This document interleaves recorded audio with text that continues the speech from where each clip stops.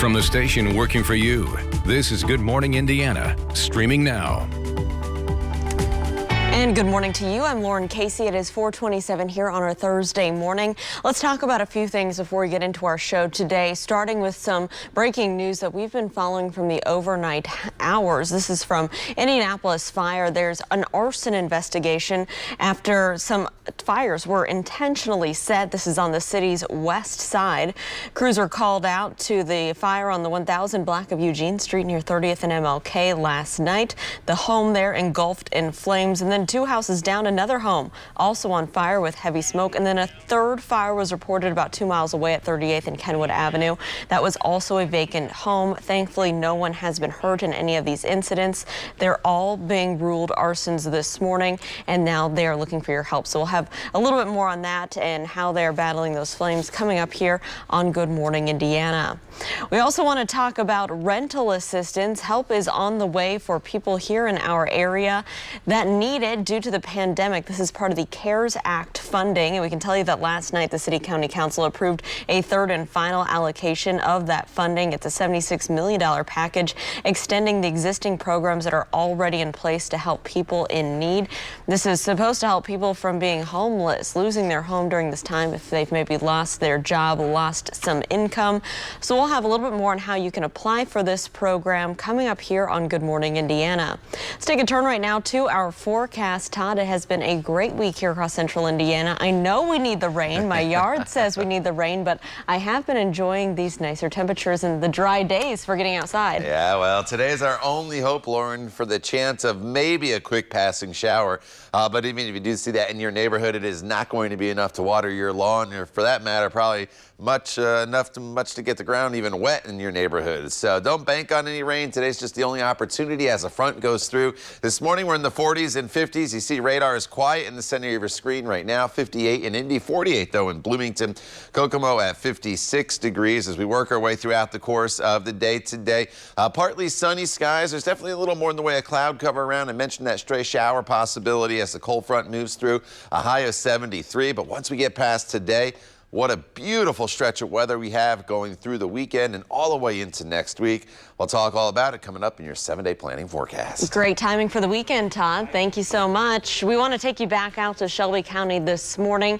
Our Rafael Sanchez has been working on a story there with farmers and homeowners who are concerned about a proposed solar project in their neighborhood. So yesterday we heard from farmers. Today we're going to hear from some of the commissioners there in the county who will decide the future of this project. So he's going to break that all down for you. Plus, we'll have news, weather, and traffic coming up right here on Good Morning Indiana. From the station working for you, this is Good Morning Indiana, streaming now. A busy night for Indianapolis firefighters as they battle multiple house fires on the city's west side. Now at 4:30, what they say caused those flames. Plus, more financial help on the way for struggling Marion County residents. Working for you, we're breaking down the new $76 million CARES Act funding ordinance. And mask mandates remain in effect for much of the world. And this morning, why health officials say it's the most powerful tool to fight the coronavirus as we wait for a vaccine. It is 4:30 here on your Thursday morning. Thanks for joining our team on Good Morning Indiana. I'm Lauren Casey. Todd Clausen is standing by this morning with a look at the temperatures outside right now. And Todd, feels pretty comfortable out there. You know, very comfortable here this morning. In fact, this morning, Lauren, is probably going to be the warmest morning that we'll have over the next week, and temperatures are in the 40s and 50s. That kind of gives you an idea where we're going, which we'll talk more about coming up in just a little bit. Bloomington, the cool spot here this morning at 48 degrees. As you work your way to the north, temperatures are in the 50s, 58 in Indy, Lafayette, as well as Peru, and the difference is starting to get a little more in the way of cloud cover here in northern locations as a cold front comes through. So as this front slides through today, the skies will be partly cloudy compared to the mostly sunny skies that we've had the past a few days. And that represents a change. The clouds you see here are the northern edge of what was Hurricane Sally, now just an area of low pressure as it moves through the southeast off towards the northeast. But this little band of clouds cloud cover you see here, that is a cold front that is going to slide through, and that is what it's going to give us the chance of maybe a stray shower, but nothing to write home about. 50s into the 60s, and then high temperatures today. They'll be topping off right around 73 to 75 degrees. Tomorrow, highs only in the 60s. More on that coming up in just a few minutes. All right, Todd, thank you so much. Let's take a look at traffic right now as you're heading out on the roads. Want to show you a live look up here in Boone County. Good morning to you. This is I-65 of you near State Road 267, where traffic is moving along up to speed both northbound and southbound. As you're continuing in the southbound lanes through the Whitestown area, just keep in mind we have scheduled road construction in the left lane. That's scheduled to last through October 15th, so just keep that in mind and keep your eyes on the roads, especially as you head through that area this morning. Indianapolis firefighters say a string of fires on the city's west side may have been intentionally set. Crews were first called to a house on the 1000 block of Eugene Street near 30th and MLK around 10:30 last night. When they arrived, the home was fully engulfed in flames. 2 houses down, another home was also on fire with heavy smoke. A third fire was reported about 2 miles away at 38th and Kenwood Avenue. That was also a vacant home. Thankfully, no one was hurt in any of these fires. All 3 incidents have been ruled arsons. Officials now ask anyone with any information on what happened at these locations, please call Crime Stoppers. That number is 317-262-TIPS. Well, more help is on the way for Marion County residents who are struggling financially right now due to this ongoing pandemic. Last night, the City County Council approved a third and final allocation of CARES Act funding. The $76 million package extends the existing programs that are already in place to help people in need. $7.5 million will be allocated to the Marion County Rental Assistance Program, and more money will be allocated to help those experiencing homelessness. This ordinance provides for $5.1 million in winter contingency homeless services. It also sets aside $3.2 million to extend our program offering non-congregate shelter space in area hotels. So here's what you need to know to get rental assistance. You can head to indyrent.org. Once you're there, you can scroll down and click on the tenant. From there, you'll be able to go to a screen that asks you for your information so you can apply. The sooner you do it, the better. Mayor Hogstead's office expects this current round of funding to last until the end of the year, and we can tell you thousands of people are on the waiting list. Marion County homeowners are also getting help. This funding includes $7 million for foreclosure prevention and mortgage refinancing. Other major investments from the relief package include $7.5 million for small business grants in the hospitality industry. That includes bars, restaurants, and entertainment venues. And more than $2 million will go towards food bank support. Well, the World Health Organization's chief scientist says that the planet may not start to get back to pre-COVID lifestyles until at least 2022. And this morning, the head of the CDC says that face masks are the most powerful tool the U.S. currently has to fight COVID-19 as the world waits for a vaccine. These face masks are the most important, powerful public health tool we have. And I will continue to appeal for all Americans, all individuals in our country, to embrace these face coverings. I've said it, if we did it for 6, 8, 10, 12 weeks, we'd bring this pandemic under control. These actually, we have clear scientific evidence they work, and they are our best defense. I might even go so far as to say that this face mask is more guaranteed to protect me against COVID than when I take a COVID vaccine. So Dr. Redfield there went on to say that even if a COVID-19 vaccine was released today, it would take 6 to 9 months for enough people to get it to create immunity. Back here at home, Governor Eric Holcomb has a message for Hoosiers who may be getting tired of restrictions and the state's mask mandate. You mask up to stay open. If you care about Main Street, if you care about the economy, you only have to look around into some other places that are doing the opposite, closing down. And so I don't like them either, but it's just a fact of life right now. The virus hasn't changed. It is still uber infectious. It is still ravaging different parts of the country. The virus has not changed. It's we have. And the more that we do, and the more that we do the things that work, the better off we'll be. Well, the state's mask mandate runs through at least September 25th. Big Ten football fans here in Indiana have something to look forward to this fall, a good bucket game between IU and Purdue. The Big Ten Conference plans to resume football next month. Conference officials announced that games will begin the weekend of October 23rd. Schools will not offer tickets to the public. Purdue officials say they're limiting attendance to the families of players and coaches. Anyone on the field for practices and games will be required to undergo daily antigen testing. Meanwhile, the NCAA says that the 2020-2021 men's and women's college basketball seasons can start November 25th. The Division I Council made this announcement on Wednesday. The council also changed the maximum number of games to 24 or 25 games plus one multiple team event. The minimum number of games was reduced by 50%, dropping that to 13. Women's teams can schedule 23 games plus one multiple team event or 25 games without a multiple team event. Full preseason practices can begin October 14th. The NCAA is still planning for the tournament to go on as scheduled with 68 teams and 14 sites in March and April. Well, Peyton Manning is among 7 former Colts named for the 2021 Pro Football Hall of Fame class. Manning, who won 2 Super Bowl titles in his career, one with the Colts, another with the Denver Broncos, won an NFL record 5 Most Valuable Player awards. In addition to Manning, former Colts wide receiver Reggie Wayne, tight end Dallas Clark, center Jeff Saturday, defensive back Bob Sanders, defensive end Cornelius Bennett, and punter Ron Stark were also nominated as modern era candidates. A new plan for how Americans will get the coronavirus vaccines after the break. Details on who's expected to get the first doses and when. And a historic and catastrophic flooding event taking shape as the remnants of Hurricane Sally continue to move inland.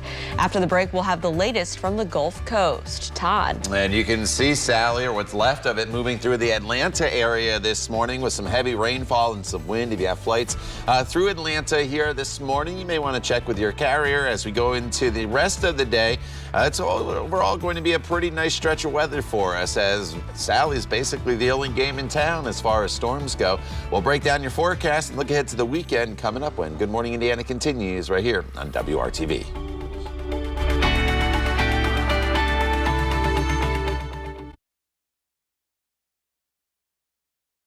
Welcome back. The time right now is 4:41. I do want to take you down to the south side right now, where if you're driving through this area near I-465 and State Road 37 Harding Street exit, you can see a lot of smoke there in the sky. We have reports of several semi-trucks on fire at this hour. This is near the 1400 block of Harding Court, so that's just off State Road 37.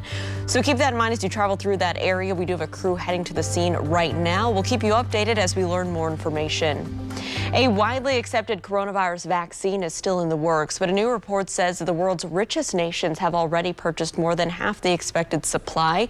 Charitable organization Oxfam says that countries like the U.S., Britain, and Japan have bought 51% of the future supply of coronavirus vaccines. They base the information on deals made between countries and pharmaceutical companies that are working on the vaccines.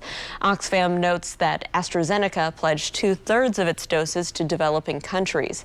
Experts estimate that if COVID-19 shot is a 2-dose vaccine, the world would need about 15 billion doses. Meanwhile, here in the U.S., there's a new plan for how the government will get a COVID-19 vaccine into the arms of Americans once it's available. The CDC's outline suggests the vaccine would be available about 24 hours after the FDA signs off on it.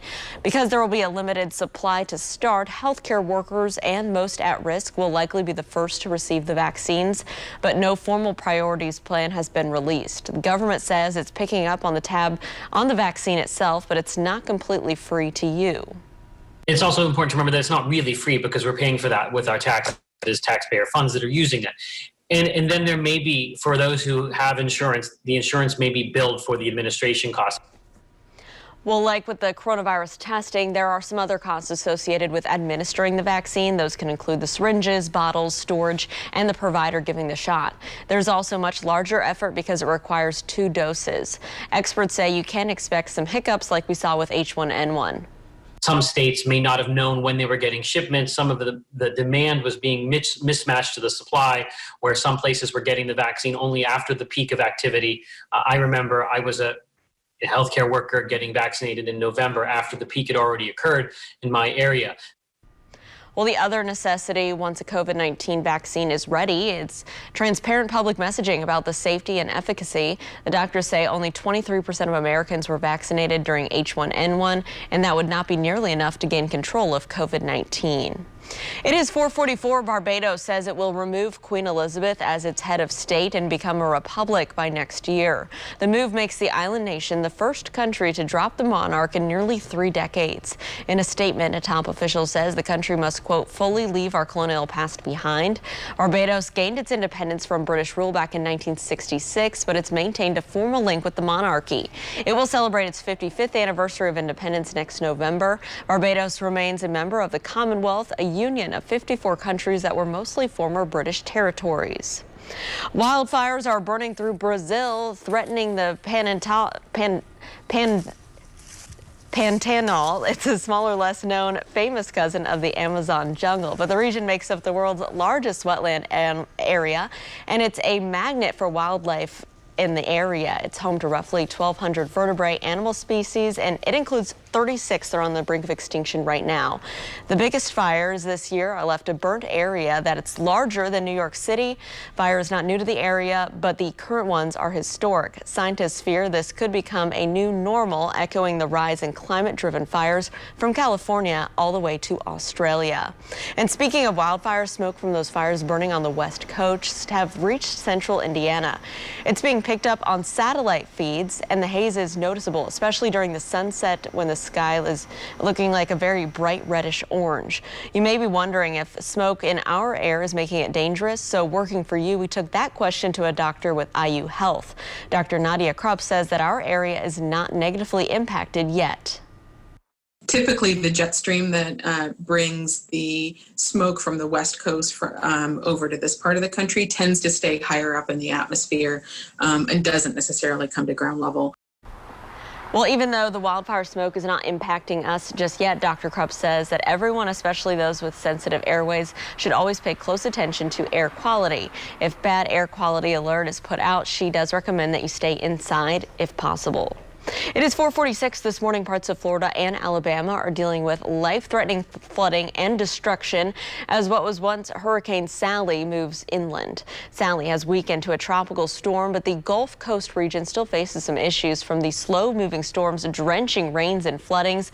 Roads there have turned into rivers. Streets and parking lots have disappeared. Sides of buildings have been sheared right off, and a massive section of a 3-mile bridge in Escambia County, Florida is now missing. In areas where the storm passed through, the threat isn't over yet. The flooding is bad. We had 30 inches of rain in Pensacola, 30 plus inches of rain, which is 4 months of rain in 4 hours. The biggest thing that was catastrophic for us was how slow Hurricane Sally moved across our community. It was at an extremely slow pace, and it had very devastating consequences. Well, this morning, at least one person is dead, one person is missing in Alabama, and more than 540,000 homes and businesses are without electricity. Officials are asking everyone to stay home and off the roads as they are still in the evaluation and life-saving recovery mission stage. It is 4:48 here on our Thursday, so back here at home, the opposite problem. Things are very dry, Todd, and we're not supposed to get too much rain today, right? No, there could be a spot shower this afternoon, but that is just about it. Nothing what we need. Still on pace here for the driest September on record. And honestly, as you look at your 7 to 10 day outlook, which I'll show you a 7-day planning forecast in just a few minutes here, there's not much rain in our future. So we really could use some of that rain. Just not going to happen here in the coming days. Temperatures this morning actually running a little bit warmer than the past few days. And that's because there's a little more in the way of cloud cover out there this morning. Greenfield at 50, 48 in Bloomington, you're our cool spot, 58 in Indy as well as Peru. Tipton currently at 55 degrees. And you see the temperatures to our south and east, not too bad in the 50s, but turn your attention to our northwest and you see temperatures in the 40s in Bismarck as well as Minneapolis.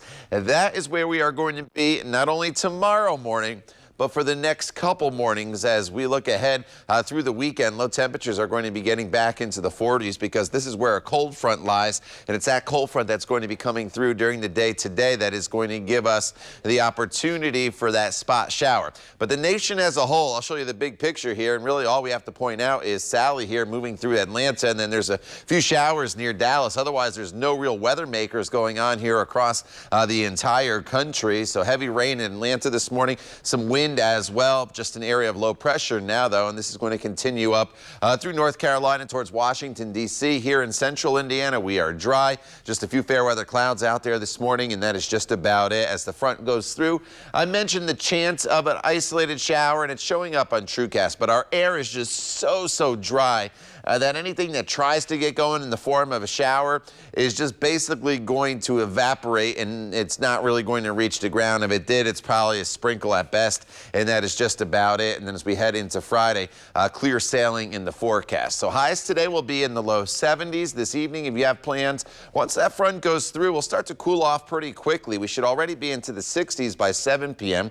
Sunset this evening is at 7:50, and then tomorrow morning, almost all of you are waking up to temperatures that will be in the 40s. There could be a 50-degree reading here down to the south, but most of us in the 40s. It's a cool start to your Friday, and then throughout the day tomorrow, look at this, sunshine from start to finish, but even with the sunshine, your noontime temperature right at 60 degrees. Highs tomorrow probably don't even get to 70 degrees. We'll top it off at 68 degrees. Then we're back into the 70s for the weekend, but 40 straight across the board there for your overnight lows. No threat of any rain in our forecast, although temperatures do start to moderate back above normal by the time we get to Wednesday of next week with a high of 80 degrees. Lauren? All right, Todd, thanks so much. Want to take you back down to the south side right now. Look at our camera here at I-465 and Harding Street, State Road 37. Traffic in this area is moving along up to speed, but if you're heading through this area, you'll probably notice some heavy smoke. We have reports of several semis on fire here just off State Road 37, so just keep that in mind as you're heading out there this morning. That's what that is, and we have a crew heading to the scene to get more information. Of course, we'll keep you updated. We're also monitoring a crash over on the east side at 465 and I-70, but it's not causing too many delays at this hour, so that is good news.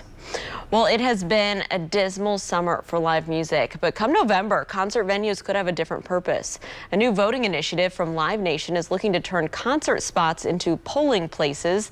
The company is working with local election officials to see if they can use more than 100 venues across the country. Some in Los Angeles and Atlanta have already hopped on board. Live Nation is also offering employees paid time off to vote and incentivizing them to serve as poll workers. Well, just call him Professor Samuel L. Jackson, a professor of profanity, that is. Jackson, who's known for his foul mouth, is offering up a unique course to urge people to get out and vote. Listen up. If 2,500 of you head to my head count link to make sure you're #GoodToVote, I will teach you to swear in 15 different languages. Well, it looks like Jackson's already living up to his word. He's already tweeted out a video with some lessons. The promotion is part of the Good to Vote campaign, a nonpartisan initiative that gets public figures and celebrities to challenge people to vote in November. It's 4:52. We'll have more just after the break. Stick around.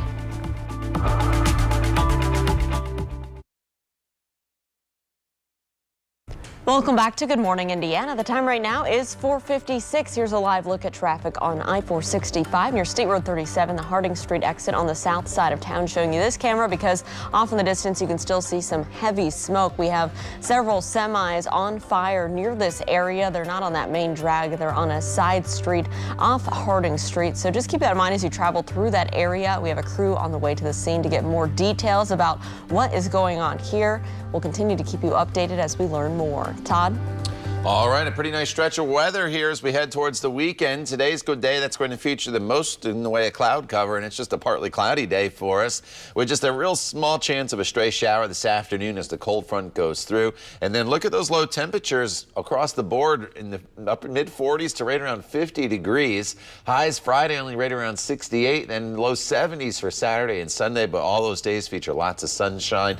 No rain in our forecast. We could use some. Simply really not going to happen. The time now is 4:57. We're back with the latest news headlines and traffic as well as weather coming up when Good Morning Indiana continues at 5 o'clock when Raphael joins Lauren and I.